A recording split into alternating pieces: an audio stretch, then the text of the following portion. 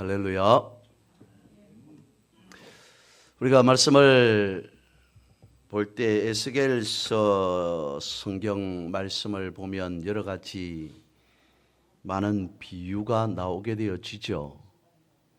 오늘 본문에 나오는 녹선 가마에 대한 비유는 남유다의 심판에 대한 비유로 말씀하고 있습니다. 1절 말씀을 새 번역으로 읽어보면 이렇습니다. 제9년 10째 달 10일에 주님께서 내게 말씀하셨다라고 되어 있습니다. 유다의 마지막 왕 시드기야가 즉위를 하고 난 뒤에, 그러니까 9년 10째 달 10일에 하나님께서 에스겔에게 말씀하셨다는 것이죠. 다시 이 절을 읽어봅니다. 사람아, 너는 오늘 날짜, 바로 오늘 날짜를 기록하여 두어라. 바빌로니아 왕이 바로 오늘 예루살렘을 치기 시작하였다.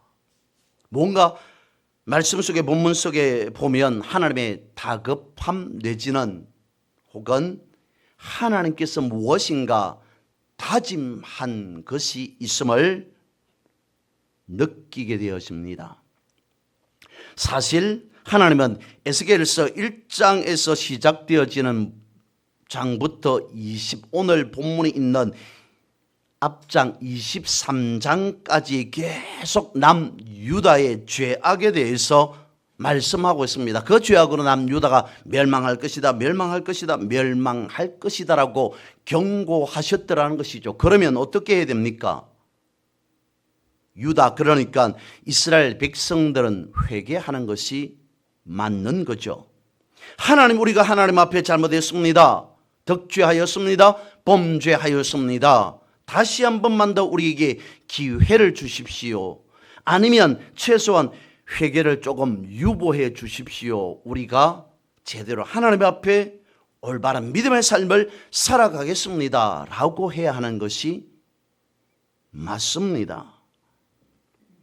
하나님께서 에스겔서에서 에스겔 선지자를 통해서 남유다, 너희들은 심판받을 것이다, 멸망되어질 것이다 라고 계속적으로 말씀하신 그 저희는 하나님의 마음은 무엇이었을까요? 반드시 멸망시킬 것이다, 반드시 심판당하게 할 것이다 라고 하는 것이라기보다는, 그러니 내 생각이 이러니, 하나님의 뜻이, 계획이 이러니 어떻게 하라고요? 하루속히 회개하라, 회개하라 라고 하는 그 말씀 아니었겠습니까? 근데도 남유다는 끝내 회개하지 않습니다. 예루살렘을 심판하겠다고 했는데 2절 말씀에 사람아, 너는 오늘 날짜, 바로 오늘 날짜를 기록하여 두어라 라고 하는 세 번역에 있는 이 말씀과 같이 어떤 날이요? 지금까지 수없이 반복하여서 심판할 것이다, 멸망할 것이다 라고 말씀하신 그 날이 다름 아닌 오늘이라는 것이죠. 그래서 이 날을 계산해 보면 예루살렘 성이 물타고 이제 남유다가 멸망한 시점이 BC 586년경 정도 되어집니다. 이때를 기준으로 해서 바벨론이 예루살렘 성을 포위한 2년을 빼고, 그리고 유대력으로 계산하는 것이 아니라 원력으로 계산해 보면 이 날은 BC 588년 대략 1월 15일 정도 되어진다는 것입니다. 이것은 무엇을 의미하는 걸까요? 성경이 하나님의 말씀이라고 하는 강력한 증거 가운데에 하나가 다름 아닌 하나님의 말씀, 그러니까 예언의 정확성, 그리고 하나님께서 말씀하신 그 예언은 반드시 성취되어진다는 것을 나타내 보여주고 있습니다. 하나님의 약속의 말씀은 반드시 이루어진다는 것이죠. 열왕기하 25장 1절과 2절 말씀을 역시 세 번역으로 읽어드립니다. 시드기야 왕 제9년 열째 달 10일에 바빌로니아 느부갓네살 왕이 그의 모든 군대를 거느리고 예루살렘을 치러 올라와서 도성을 포위하고 도성 안을 공격하려고 성벽 바깥 사방에 흙 언덕을 쌓았다. 그리하여 이 도성은 시드기야 왕 제11년까지 포위되어 있었다. 하나님은 에스겔과 또한 많은 예언자들을 통하여서 심판의 날이 임할 것이라고 말씀하셨습니다. 예언하게 하셨습니다. 그리고 그 날이 드디어 임하였다는 것이죠. 그리고 또 지금 에스겔이 풀어 있는 바벨론과 유다 땅과의 거리는 대략 480km 정도 떨어져 있다고 하는데 하나님은 남유다의 심판이 시작된 날을 정확하게 알게 하셨다는 것입니다. 알려주셨다는 것입니다. 그러면 이 비유를 통해 말씀해 주고자 하는 교훈은 무엇일까요? 첫 번째, 가마솥의 비유를 전하라는 것이 없습니다. 하나님은 에스겔에게 가마솥 비유를 전하라 명령하셨습니다. 본문 3절입니다. 역시 세 번역입니다. 너는 저 반역하는 족속에게 한 가지 비유를 들어 그들에게 말하여라. 나 주 하나님이 말한다. 가마솥을 마련하여 걸고 물을 부어라. 본문의 말씀을 보면 가마솥에다가 뼈와 고기를 넣고 삶으라, 구워라, 요리하라 라고 말씀하고 있습니다. 가마솥을 이용하여서 사람들이 좋아하는 질 좋은 고기를 준비하게 합니다. 양의 넓적다리와 어깨 고기의 좋은 부분을 가마솥 안에 넣습니다. 뼈 중에서도 가장 좋은 뼈를 골라서 함께 넣습니다. 장작 불을 피우고 고기를 잘 삶아서 적당한 시간이 될 때까지 기다립니다. 제대로 뼈에 국물도 우러나고 고기도 잘 삶아져서 극상품의 요리가 완성되기를 기다리는 상황이었습니다. 근데 오늘 이 본문의 말씀 속에 가마솥이라고 하는 것은 이스라엘에 비유하는 말씀입니다. 그러면 어떤 상황에 대한 비유일까요? 좋은 비유이겠습니까? 아니면 그렇지 않은 비유이겠습니까?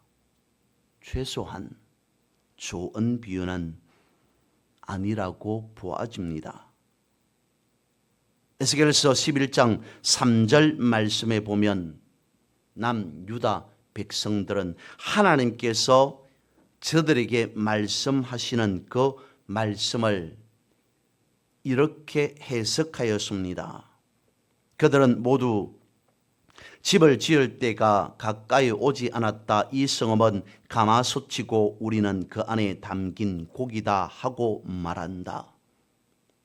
에스겔서 11장 3절 남유다 즉 이스라엘 백성들이라고 표현하겠습니다. 이스라엘 백성들은 무엇이라고 말하냐면 이 성읍은 예루살렘 성을 말하겠죠. 이 성읍은 가마솥이다 라고 할 때에 가마솥은 어떤 의미라는 겁니까? 이스라엘 백성들이 생각하는 가마솥 그리고 그 안에 담긴 고기다. 가마솥 안에 담긴 고기 그것은 무엇이라고 이스라엘 백성들은 여겼다는 걸까요? 남유다의 지도자들과 백성들의 생각은 그랬습니다. 가마솥은 예루살렘 성이고 그 안에 있는 고기는 자신들이라고 여깁니다. 그래서 자기 자신들은 누구 못지않게 하나님의 택함 받은 거룩한 백성들, 선민이라고 생각합니다. 예루살렘 성은 하나님이 계신 곳이기에 그래서 남유다는 안전하고 절대로 망하지 않는다고 여기고 있었더라는 것입니다. 그것이 남유다 백성들이 생각하는 에스겔서 11장 3절 말씀이었다는 것이죠. 그러면 자신들은 선민이고 하나님의 택함받은 백성이고 이 나라 남유다는 그리고 예루살렘 성 안에는 하나님이 머무른 계신 곳이기 때문에 우리는 망하지 않는다, 우리는 안전하다라고 자부하려면 저들의 삶이 하나님 보시기에 좋은 삶이 되어야 됩니다. 깨끗한 삶이 되어야 됩니다. 안전한 예루살렘 성에서 선민으로서의 삶을 살아갈 수 있을 만큼의 자격을 갖추어야만 했습니다. 그런데도 저들은 어떻게 그렇게 생각하면서도 어떤 삶을 살았냐면 죄를 떡먹듯이 지으면서 살았습니다.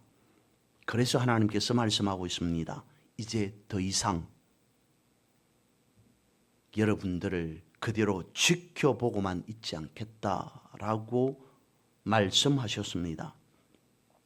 에스겔서 11장 11절입니다. 이 성읍은 너희를 보호하는 가마솥이 되지 않을 것이며 너희도 그 속에 보호받는 고기가 되지 않을 것이다. 내가 너희를 이스라엘의 국경에서 심판하겠다. 하나님께서 남유다 백성들에게 계속 거듭거듭 말씀하셨습니다. 무엇이라고요? 솥도 고기도 다 보호받을 수 없다라고 말씀하셨습니다. 예루살렘 성 그리고 남유다 백성들 모두 심판의 대상이라는 것이죠. 오늘 본문의 말씀 11절을 봅니다. 그 빈 가마솥을 숯불 위에 올려놓아 가마솥을 뜨거워지게 하며 가마솥에 손 놋쇠를 달궈서 가마솥 안에 더러운 것을 녹이며 가마솥에 녹을 태워 없애라. 이 말씀만 보면 녹을 제거하라 라고 하는 말씀처럼 보이지만 이런 겁니다. 녹 한번, 가마솥에 끼어있는 붙어있는 녹을 한번 너희들이 없애보아라. 아니, 없애려고 노력해 보아라. 아마 안 될 것이다, 불가능할 것이다 라고 하는 측면에서 하신 말씀이라는 것이죠. 저희 시골은 지금도 가마솥을 사용하고 있습니다. 혹은 양은솥을 사용하기도 합니다. 계절로 보았을 때 거의 여름 기간 동안에 매일같이 가마솥을 사용하는 것은 아닙니다만 이틀에 한 번, 3일에 한 번 혹은 일주일에 한 번 정도 가마솥을 썰으면 그 가마솥 안에 솥뚜껑을 열어보면 항상 녹이 슬어 있습니다. 이런 것이죠. 가마솥에 무엇인가를 요리합니다. 그러면 무쇠솥이기에 솥을 그대로 요리를 하고 난 뒤에 아무것도 없는 채로 비워두면 안 됩니다. 솥이 적당하게 식을 수 있도록 솥에 무리가 가지 않도록 요리를 다 하고 난 뒤에 씻고 난 후에 다시 물을 어느 정도 부어 놓습니다. 근데 시기가 우기입니다. 여름입니다. 장마철입니다. 하루가 멀다 하고 하루가 채 되기도 전에 물이 조금 솥을 식히기 위해 물을 조금 부어 놓은 가마솥 안엔 어김없이 녹이 썰어 있습니다. 그리고 그 다음 후에 다시 그 솥에 요리를 하기 위해서는 다시 세척을 해야 됩니다. 녹을 제거할 수밖에 없습니다. 가마솥은 그런 단점이 있습니다. 빈 가마솥을 태운다는 것은 이스라엘 성읍 자체가 완전히 패망한다는 그런 뜻입니다. 무엇이 문제이겠습니까? 하나님은 에스겔에게 녹슨 가마솥에 녹을 씻어내지 말고 녹이 있는 상태로 양 한 마리를 잡아서 고기를 저미고 뼈를 가득히 담아서 불을 지펴서 삶으라고 구우라고 말씀하고 있습니다. 그러면 어떻게 되어지겠습니까? 먹을 수 없게 된 고기를 보면서 말씀합니다. 너희들이 이스라엘 백성들 여러분들의 모습이 바로 이런 모습이다 라는 것이죠. 녹이 제거되어지지 않아서 도저히 먹을 수 없는 고기와 같이 이스라엘 백성들 너희들은 죄를 처리하지도 않았다는 것이죠. 하나님 앞에 제사를 드립니다. 왜냐하면 구약의 이스라엘 백성들, 저들은 죄를 지으면 하나님 앞에 반드시 제사를 드리게 되어 있습니다. 죄를 지었기 때문에 제사를 드립니다. 그런데 저들의 마음은 짐승을 잡아서 제사를 드려서 그 짐승에게 죄가 전개되어서 하나님께서 지었던 나 자신의 죄를 사해 준다 할지라도 제사를 드리는 본인의 마음은 달라야 합니다.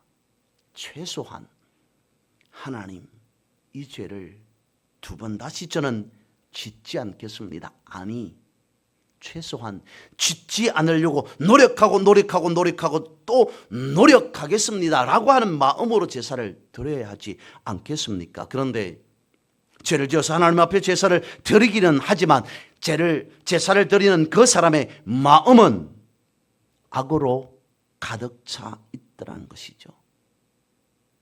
하나님께서 제사를 드리는 그 사람의 마음을 보시고 드린 그 제사를 받으시겠냐는 것입니다.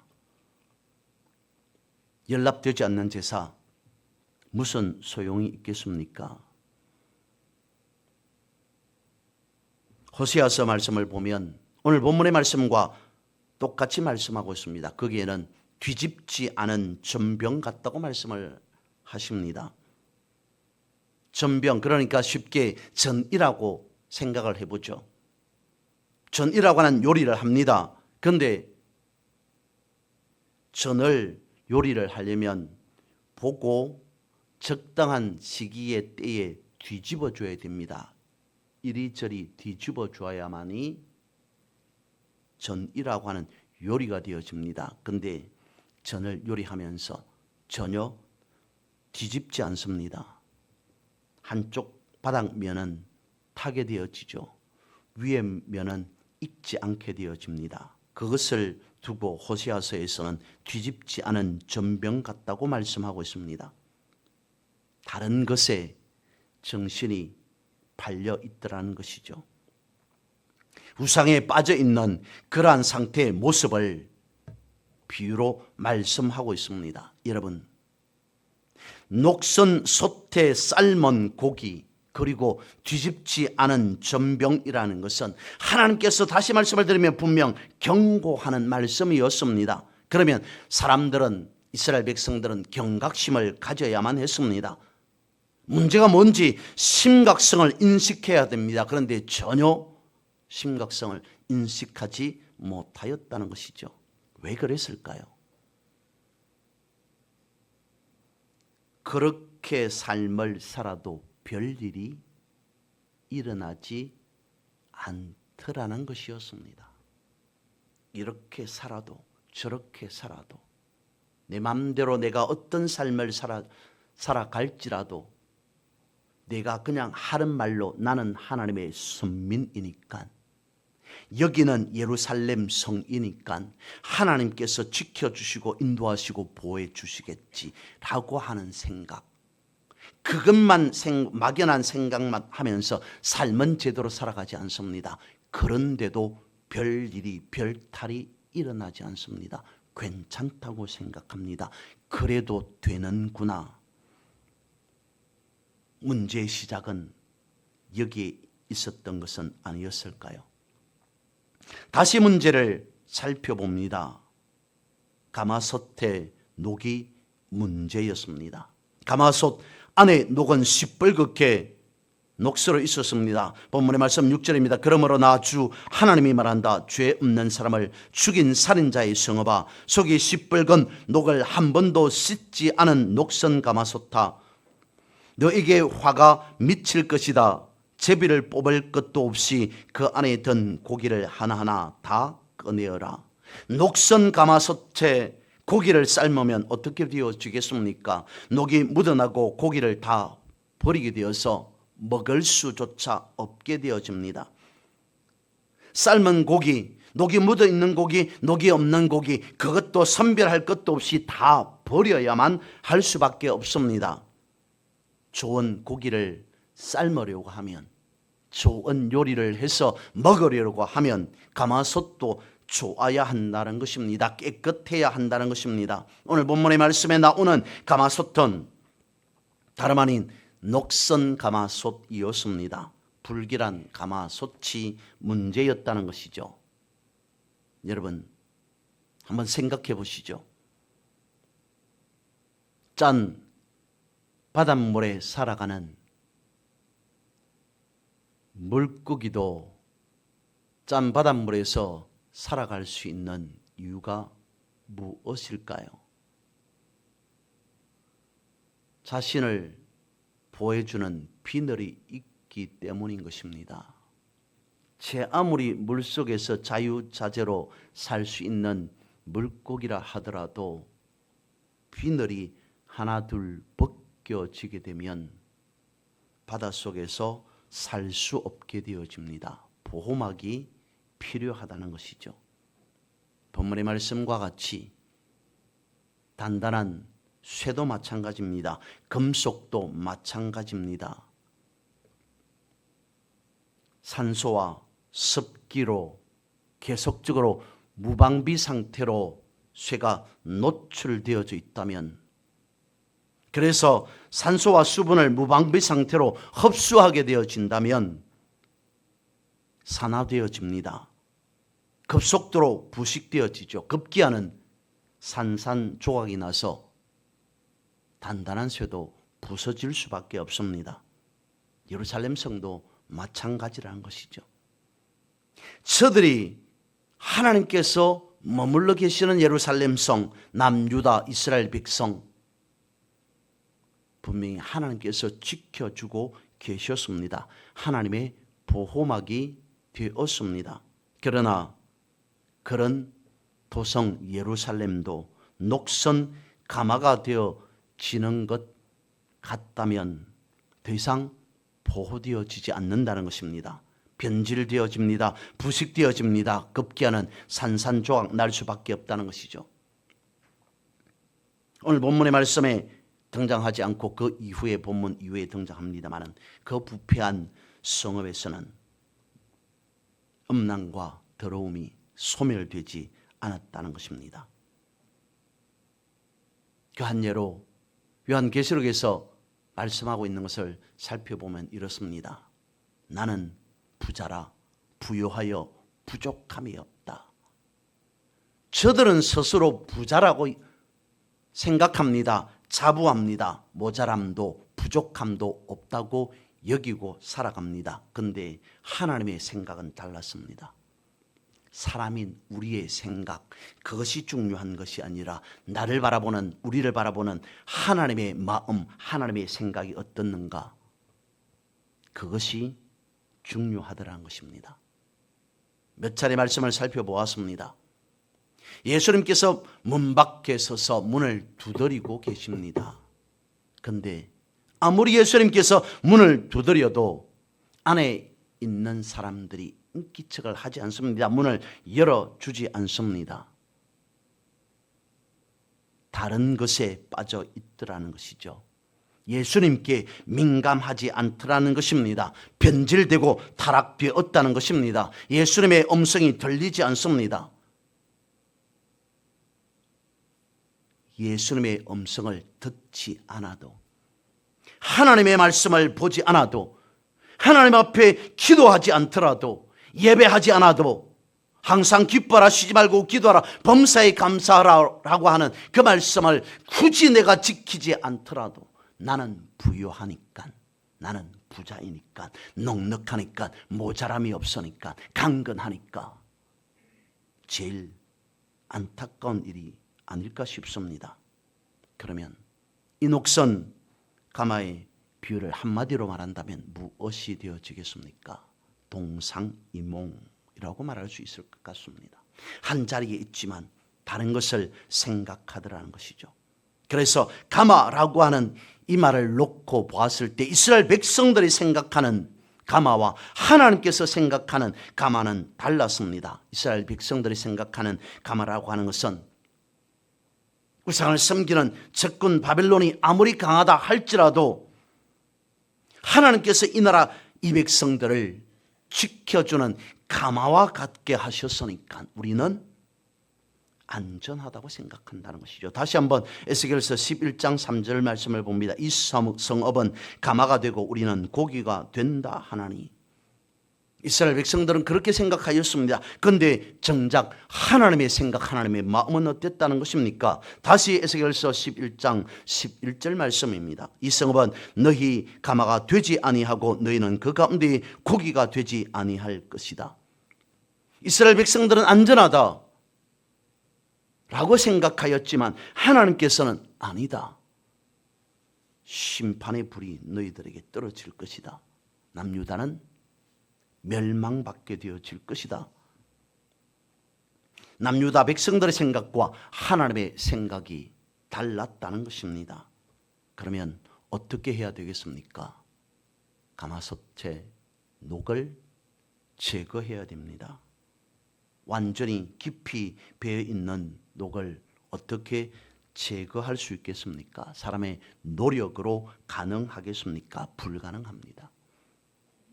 그것을 성경은 우리에게 말씀해 주고 있습니다. 우리의 심령 속에 깊이 박혀 있듯이 배어 있는 녹은 예수 그리스도의 보혈 아니고는 불가능하다. 그래서 하나님께서 에스겔을 통하여서 우리에게 말씀해 주고 있는 것이 바로 그것입니다. 예수 그리스도의 십자가 공로로 구원받은 우리는 그 녹을 없애는 회개라고 하는 방법을 허락해 주셨더라는 것입니다. 남유다 백성들은 죄를 짓고 마음대로 살아도 가마솥 안의 고기처럼 안전하다고 착각하였습니다. 그들은 하나님의 법에 아무리 불순종할지라도 자신은 선민이기 때문에 축복의 약속을 받았노라고 착각하며 살아갑니다. 이것은 우리가 예수 믿는다고 하면서도 새로워지려고도 끊을 것을 끊으려고도 하지 아니하고 변하지도 않은 채 옛날 모습 그대로 유지하면서 살아가는 삶의 모습을 말씀해 주고 있습니다. 성경 말씀합니다. 새 사람이다. 새 사람이다. 하지만 내 삶의 모습을 바라보면 옛 모습입니다. 옛 사람 그대로 유지하는 삶이라는 것입니다. 성경 말씀합니다. 아무리 그래도 이것은 아니다 라고 말씀하고 있습니다. 그 생각은 하나님의 구원을 크게 오해한 것이다 라고 말씀하고 있습니다. 우리가 예수 믿을 때, 예수 믿고 예수 그리스도를 영접할 때 우리 가운데에 성령이 들어오셨습니다. 우리 안에 성령이 내재하고 있습니다. 상주하고 있습니다. 그렇다면 성령이 있는 그 사람의 삶은 어떻게 되어진다는 거겠습니까? 죄를 회개하지 않을 수 없고 거룩한 삶을 살지 않을 수 없습니다. 하나님은 성경에서 말씀하고 있습니다. 하나님 나라 하나님의 백성들은 끊임없이 속사람을 새롭게 해야 되고 날마다 두렵고 떨리는 마음으로 구원을 이루어 나가야 된다라고 말씀하고 있습니다. 그래서 성령을 따라 살아가는 그 삶의 방편을 회개라고 하는 것으로 말씀해 주셨더라는 것이죠. 회개라고 하는 것은 방향을 바꾸다라고 하는 그러한 뜻입니다. 말 그대로입니다. 방향을 바꾼다는 것은 원래 나는 죄인이었던 나는 지옥을 향하는 삶을 살아갔습니다. 그런데 예수 그리스도를 믿고 방향을 바꾸었습니다. 반대 방향으로. 이 방향으로 살아가는 삶이 예수 그리스도를 믿는 삶입니다. 그래서 구원의 회개는 한 번만이어야 한다는 것입니다. 일회적이라는 것입니다. 단회적이라는 것입니다. 한 번만 구원받으면 된다. 한 번 돌이키면 된다는 것입니다. 쉽게 말씀을 드리면 이렇게 되어지는 것입니다. 지옥을 향해 살아가던 사람이 예수 그리스도 믿고 구원받았습니다. 반대 방향으로 방향을 돌이켰습니다. 한 번만 이어야 하는데 다시 이렇게 살아가던 사람이 다시 방향을 바꿉니다. 그래서는 안 된다는 것이죠. 그래서 구원의 회개는 단회적이어야 한다는 것입니다. 한 번 구원받은 것으로, 한 번 방향을 바꾼 것으로만 되어야 한다는 것입니다. 그런데 구원의 회개가 아닌 성화의 회개, 즉 구원받은 자가 살아가는 삶의 자세, 삶의 모습은 반복적이어야 합니다. 요한일서 1장 9절 세 번역으로 읽어드립니다. 우리가 우리 죄를 자백하면 하나님은 신실하시고 어루신 분이셔서 우리 죄를 용서하시고 모든 불의에서 우리를 깨끗하게 해 주실 것입니다. 구원받은 우리가 끊임없이 우리의 죄를 요한 1서에서는 자백하라 라고 말하고 있습니다. 이것은 예수 믿기 전에 죄인된 상태로서의 회개, 즉 자백을 말하는 것이 아니라 예수 믿고 죄인된 우리를 성경에서는 예수 그리스도로 인해 어인 삼아 주셨다라고 말씀하셨습니다. 그럼에도 왜 우리는 끊임없이 계속 회개를 반복해야 되는가? 이것이라는 것이죠. 구원받은 사람이 이제는 그 구원 한 번 받은 것으로 그 자리에 머물러 있어야 되는 것이 아니라 구원을 바라보며 끊임없이 구원을 향해 나아가는 삶을 살아야 한다는 것입니다. 다르게 말씀을 드리면 회개라고 하는 용어를 썼습니다마는 구원받은 사람이 구원받은 후에 끊임없이 반복적으로 지속적으로 믿음의 삶을 살아가야 된다는 것입니다. 그것을 성화의 회개라고 말씀을 드렸습니다. 여러분, 우리의 신앙생활 가운데에서 회개가 중요한 이유를 오늘 본문 성경은 이렇게 말씀하고 있습니다. 9절입니다. 역시 세 번역입니다. 그러므로 나 주 하나님이 말한다. 죄 없는 사람을 죽인 살인자의 성읍아 너에게 화가 미칠 것이다. 내가 장작더미를 높이 쌓아 놓겠다. 분명히 하나님께서 이스라엘 백성들을 선민으로 선택하셨습니다. 지켜주셨습니다. 하지만 구원받은, 우리식으로 말하면 구원받은 이스라엘 백성들이라 할지라도 그 구원의 삶을 이루어가지 않으므로, 즉 믿음의 삶을 지속적으로 반복하지 않으므로 이와 같은 현상이 놓이게 되더라는 것이죠. 죄라고 하는 것은 마치 쓰레기와 같아서 파리가 꼬이게 되어집니다. 그런데 어리석은 사람은 계속 파리만 쫓습니다. 하지만 지혜로운 사람은 쓰레기를 치워버리게 되어지는 것이죠. 그런 측면에서 생각해 볼 때 사람들은 죄 때문에 망하는 것이 아니라 회개하지 않은 것 때문에, 구원받았지만 믿음의 삶을 지속적으로 살아가지 않은 그것으로 인해 망하게 되어지는 것은 아닐까? 우리 모두는 다 죄인이었습니다. 그런데 예수님께서 죄인인 우리를 어인이라고 말씀해 주셨습니다. 어인되었지만 우리의 삶 속에 지속적으로 회개의 삶이 반복되어야 됩니다. 믿음의 삶은 계속 되어야 합니다.